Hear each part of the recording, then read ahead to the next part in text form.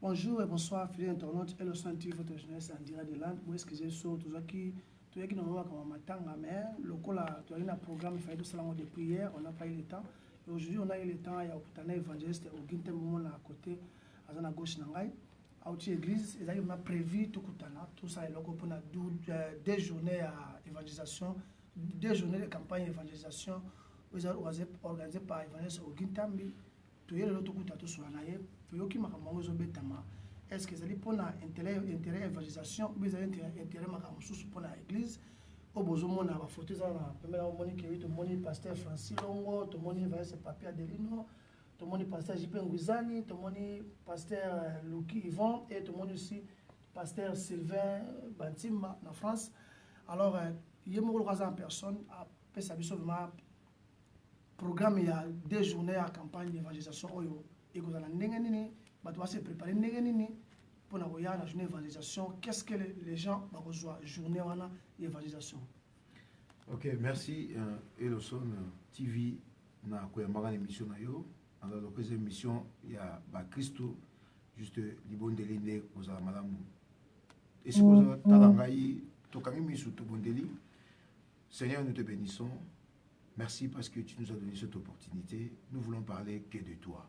Sois au centre par ton Saint-Esprit et dispose ces moments au nom de Jésus. Amen. Amen. Alors pour répondre à la question, il y a du 15, le 16, il y a mois au total, juin 2019, bien sûr. À partir de 18h, tu as dans l'église La Grâce, dans la Bible 12, pour la Kokuta, dans Milulu, il y a campagne, il y a évangélisation, où les gens ont expliqué bientôt. Mais dans l'Igni, on peut s'en peut-être quelques minutes na développer aspect moko où tout le monde compté pendant la journée il y a pendant la préparation ainsi que tout comme entre guillemets publicité tout bien ou makambo tout là ça qui n'a pas tout mais nous avons juste à bon ça qui que tout ça là yamo et tout ça là yamo et je lance l'appel na mutu oyo est-ce qu'il a un problème, il a une difficulté. Et tu peux expliquer pourquoi présence à Bassal Nanzambe au 5, la 4 journée, il y a samedi et il y a dimanche. Alors, dans le verset 4, Jean chapitre 11, verset 44, Jean chapitre 11, Jean chapitre 11, verset 44, Bible oui. Ok, et ben, ça dépend là, je sais pas, Lazare sort et les morts sortis, les pieds et les mains liées des bandes. Donc, il y a résurrection, il y a Lazare. Yesoye Nangunda, et c'est comme Lazare, alobi Lazare bima. Lazare a bimi, balobi les mains et les pieds liés. Donc, ma beaucoup à Lazare, namakolo et kangama. Toujours continuer. Et les visages enveloppés d'un liné, d'un liné ou d'une bande. Ça dépend de ma version. Et donc, il y a kangango. Alors, pourquoi, tout autant que on a aussi ça, Jésus leur dit, déliez-les et laissez-les aller. Jean chapitre 11, verset 44. Yesu a l'eli toyebi, a l'obi alingaki Lazare mingi. Yesu a l'obi bolongo la libanga, ndekwa Lazare, a l'obi, il sent déjà, Yesu a l'obi, je suis la résurrection et la vie. Lazare a sécoui, payé sur le bi, Lazare sort, balobi, et les morts sortis. Lazare a bimi, oui, a sécoui, pas tambolaki, mais travail ici là qui va être, ma beaucoup, na makolo, ne longi, et ça qui a au kangaba. Bien aimé, le Seigneur, tu nous expliquer, moussala basal nanzambe, ba ouya osala, ou ba kosala mokolo ya, samedi le 15, na dimanche le 16 juin, à partir de 18h. Et ça, moussala ouye sur le bi, Lazare sort, Lazare a bimi, ma beaucoup na makolo au kangaba, mais a yebisi, ma potre, déliez-les et laissez-les partir. Et c'est ce que moussala basal nanzambe ba kosala. Oyamba Yesu, c'est bien. Osala makamioso, c'est bien. Kendaka église, c'est bien. Au kendaka pe église, c'est bien. Oyebaka Yesu mukolo moko zonga sima, c'est bien. Mais musala moko itikali basal na nzambe kaka bakoki kosala mo seul basal na nzambe baza capable ya kosala musala. Alors je vais te rassurer ici aujourd'hui. tu as un problème, tu es malade, tu as une difficulté, tu as une complication. Bon, moi, nous, je suis oh, malchance, oh, likaboboye, oh, ils ont salaboye, ils ont balukaboye, ils ont saboye. Viens les 15, viens les 16, basal l'ensemble, basala musala, oyo yeso atinde basala, déliez-les et laissez-les partir. Je suis certain, moi je le crois, que Mukoloana, yo oyo kangama, okozala libéré, yo oyo, ozala problème, okozala guéri, et puis, barotika yo kende. Laissez Lazare partir. Parce que, tant que Lazare kangama makolo, bakotika kende, t'es pas autant la makolo, abando sauter, makolo ya okangama, et mabok pesa okangama, il est toujours rien, et l'ongi pesa okangama comme on a été. C'est une façon, il y a ça aveuglement, il y a beaucoup de choses, malgré que tu es Seigneur. Alors, bien aimé dans le Seigneur, journée mi-balé évangélisation, c'est pour que le Seigneur t'éclaire au travers de 5 serviteurs, Oyo Yaponi, évangéliste Papi Adelino, pasteur Francis Longo, pasteur J.P. Nguizani, pasteur Ivo Luki et pasteur Sylvain Bantimba. Nzambe akosala mutuya au travers de tata oyo. Moi je le crois. Est-ce que tu le crois? Ba bande nyoso ekangi maboko na yo. Malgré ko yamba Yesu, malgré que Lazare a c'est quoi qui, mais il était toujours lié, il était toujours possédé, il avait toujours en lui un problème, il avait toujours un handicap. Il y a un handicap, vous avez un problème intérieur, blessure intérieure, difficulté, complications, malchance, souma, mabé, maladie, handicap, je ne sais pas, esprit de mort, esprit de suicide, malédiction. Tu ne te maries pas, tu n'as pas le quoi, les consolateurs, tu n'as pas la consolation, tu n'es pas erré, tu as toujours un problème. Viens le 15 dans les 16, basal nzambe oba osala musala ya ko délier yo pe ko tiko kende nzambe apambola yo. Merci beaucoup, merci Névalet Sorogin Tambi. Tu as une question à Katsi. Mais tu vois, est-ce que ça va invité Bézara Bango ou Bazali préparé pour des journées à campagne d'évangélisation? Bon, bah, oyo, juste bah, ça va orateur, bah, nous, bah, preacher, nous, bah, en anglais, bah, on dit, bah, oteya, mais vraiment, bah, parce que nous sommes invités, là, on va atteindre, bah, on va atteindre, bah, on va contenir l'église et déplacer, et bah, on a coupé tout ça, maîtrise dans le pénaté, mais tout ça, c'est appel, tous les pasteurs, tous les serviteurs, non seulement pas les pasteurs, mais nous ça sert dans l'église. Aya, Mukoloana, pour la Kosunga, Aya quand même, pour intercéder pour la bande en Zamboyo, ça va pour ça le bico. Voilà. Toute une question là, parce que mon état, le cas c'est même ce que moi, Salema, quand on dit des journées de campagne d'évangélisation, ça veut dire, on peut dire tous les corps de Christ, l'église de révélation, tout ça. Nous avons invité Bino, nous avons lancé un message officiel, parce que nous surtout dans la province, aux environs de Diblan. Il y a le 15 juin, dans les 16 juin, il y aura 2 jours. Pour nous sacrifier, il y aura une journée, on a 2 jours, les 15 dans les 16. Il y a solo on a ma famille et belé, là c'est vrai, évangéliste, ils sont belé, mais à partir peut-être de l'opportunité, il y a les 15 dans les 16, vous allez délivrer ou bien vous allez comment libérer dans ma bloc à marque, il y a un bloc, on va préparer des journées. Alors, tout le monde a une question, tout le monde a essayé bateau aux animés quand c'est notre sister Philona Arnaud mais monsieur basé belé pour que à des personnes au moment que ils ont un groupe monsieur bien choral l'église pas voyez mba bezali car bangon dans la tête na côté adoration louange comme d'habitude. Bon, il n'y aura pas de la place pour tout le monde. Ça, on attend 2h30 le samedi et puis 3h le dimanche. C'est impossible. Mais nous croyons que, j'avais parlé même dans le messager Ridash Nzinga, que porte ça au fond, parce que Nazo Babo Ayebi, c'est ce qu'on a fait avec lui, porte ça au fond. Donc, notre frère Arnaud, notre sœur Philo, Barosala, Baronde Balanti Bamito à trait, et puis il y a la chorale, il y a où groupe orchestre, il y a musique, il y a la grâce, Baron Barosala, on dirait base, gap, il y a un Moutou à train, Makata Makambouana, mais Moutou Yoso Ayimbaka, sera moins la Katasal, à Omata, à Osunga, pour le coup, parce que ce n'est pas la grâce qui organise, c'est évangile, source du sali. Oui, ça ONG to kota nango. Et ça là évidemment. Évangile source sali. Yangonde et ça ONG chrétienne. Yangonde zo sali ça pour na corps ya Christ et bénéficier na ba don oyo nzamba tie na kati ya ba pasteur oyo et puis na ba pasteur oyo ba kozala pembeni na mukolo wana esika musala ça.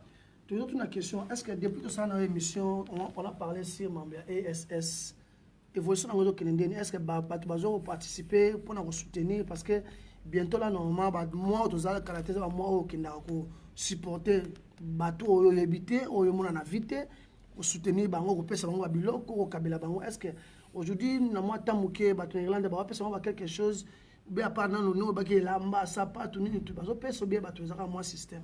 OK, merci Ndeko et le son juste depuis tout ça émission to le belaka makambo si gérard kutu ke bateau bazana ba conteneur ba pesa biso ta espace ya tout ça ba carton au fêlé on n'a pas encore tout moni modèle wala té mais je veux juste côté point awa que soit organiser journée oyo d'abord ils ont trois choses toujours répéter so au bosse makambo so kangango trois choses et liboso milimo abatu bika parce que batu na bandako bakomi ebele na l'église bato bakomi moke surtout les papas nous insistons bien ba papa on dirait mamba osambela tolingi yango te alors que Jésus est pour les mamans les papas le jeune papa isiko ozwa mina ndako ozovanda ba match ozotala makambo ozotala c'est bien ba film c'est bien ça fait du bien ça fait partie de la vie mais pesa kapé ne fiskata 1 heure du temps 2 heures du temps pour l'Nzambe yangwana to bengio papa surtout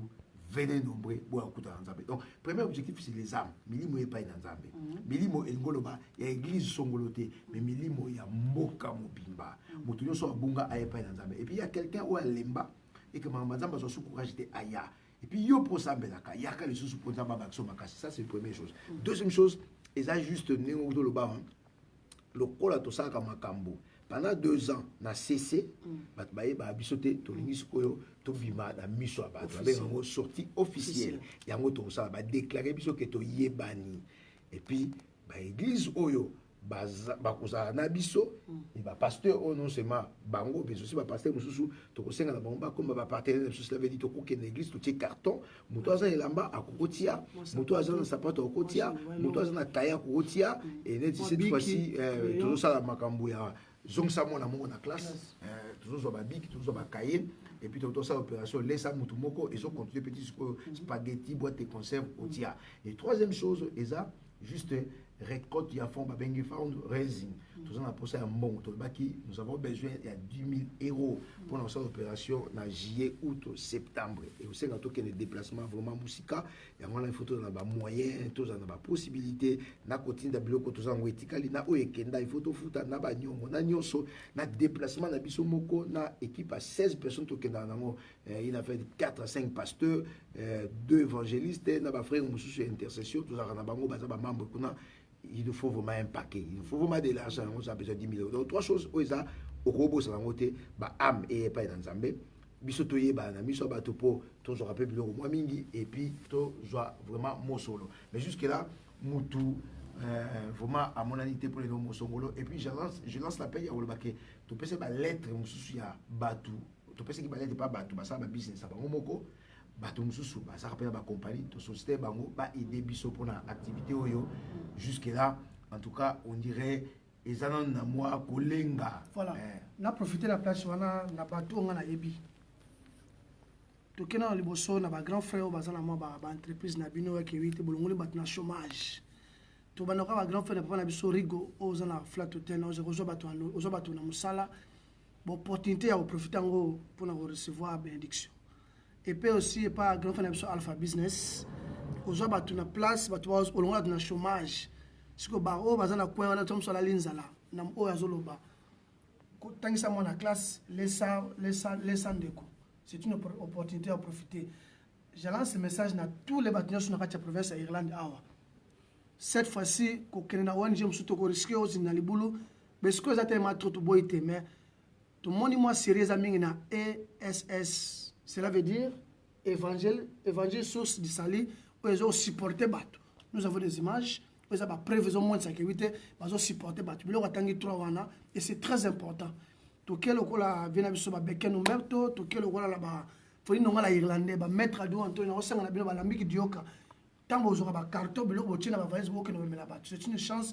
Il y a profiter que le évangéliste au guitare, ou bien en gars, bateau, bah, c'est la nation sur la bino, on a bien qui nous besoin de moi, mais cette fois-ci, nous préférons d'ailleurs aux sacs yango, Toyota quand on a église à grâce, et que comme on peut évangéliste au guitare, na SS et comment. C'est très important.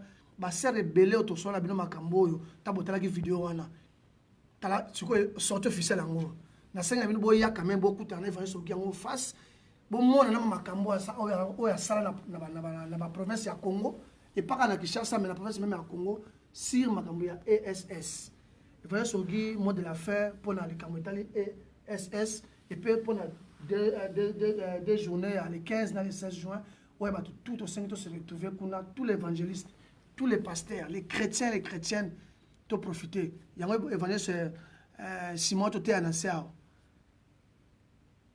Ce qui côté pas le son bon monde en ngolo ba kevite to lingana to profiter ma papa et là c'est vraiment bon son papa va se bien banda ba vandi peut-être pour la décime to selon prochainement les vents qui le cas à dispo à expliquer à ce que papa explique pourquoi papa vandi déception ou bien ça va makambo ba kuta na ngo ça qui va vendre mais maman zo mobile na yo ata journée moko ata 2 heures de temps on te va na match on te va na théâtre to profiter na ngo pour la journée 2 journées à campagne à évangile source du Sali ou organisé locaux na sortie officielle mot de la fin na serviteur ok merci Elson merci na bandeko basunga biso ndeko Guilain ndeko Roli merci encore na tout le monde merci na bato baso na ngai merci yo va na ndaku tozolo ba mama oyo okenda ka église yo moko les 15 dans les 16 et ça surprise papa la muki nazo peso moi trick moko papa la muki bon ça journée na papa tu lui fais un bisou.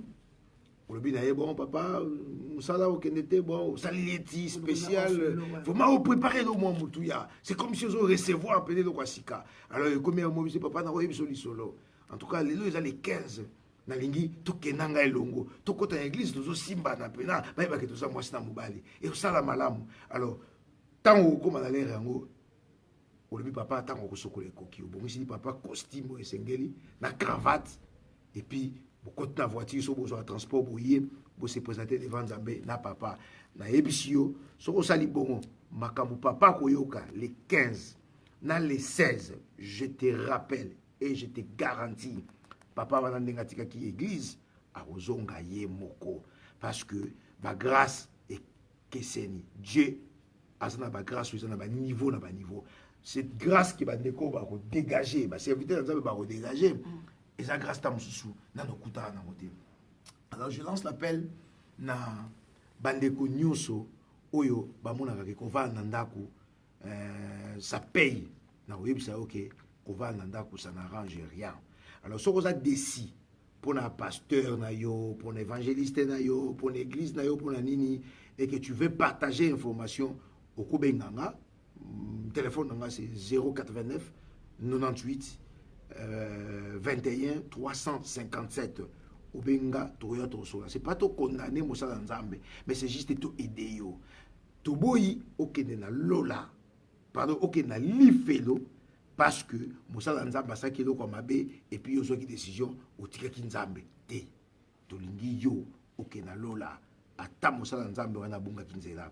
Alors yaka les 15 dans les 16 ozana lamba malamu osokoli yango repasser yango gumbi yango na entrée kozana carton otie lamba carton lamba kozana carton pe ya bakaye kozana carton pe ya dans lamba sapato biloko eza biloko nzoto carton bakaye ba crayon ba bic ba gomme kozana et puis carton ya biloko rolé kozana donc trois sortes de carton kozana na entrée et puis to sengi na yo vraiment aidez-nous enveloppe na yo tant ba opesa yo pesa biso mbongo moko oyo ekosepesa Nzambe parce que Bible le dit on arrosera celui qui arrose loi ya récolte na sémence et ça loi universelle et qui par ressemble te les Américains sont bénis parce que ba yebo pesa babola et si kabie ya kozua c'est donner aux pauvres to répéter toujours famille na yo so ko pesa bango et ça devoir c'est pas pour recevoir des bénédictions c'est un devoir. Mais pour que ça monte yébité, c'est un sacrifice.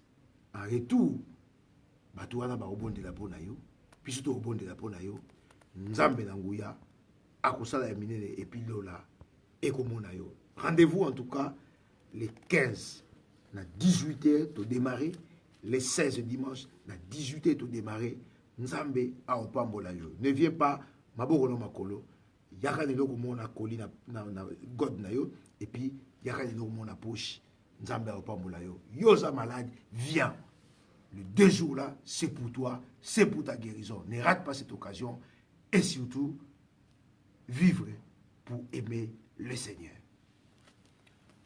Merci, merci. Maintenant, nous sommes à la fin. C'était Elson TV avec notre invité, Oizaki Touagina en direct au nom de évangéliste, notre évangéliste Ogintambi en direct d'Irlande, où il y a l'église de la grâce. Tous 5 na bande ko accord de Christ, même dans des l'église, même l'église mususu qui mangiste, l'église mususu ya dewe. Ils allaient occasion même étant dans l'église de la grâce, na profiter na ya na 3 cartons na okuta wana na cha na kocha, open envelope na okuta na cha. Okuta na ndeko kabele vert na sima fingi na yo. Okuta na ndeko kabele 30 na sima tongi na yo, mais profiter au kabela moto yo ebité.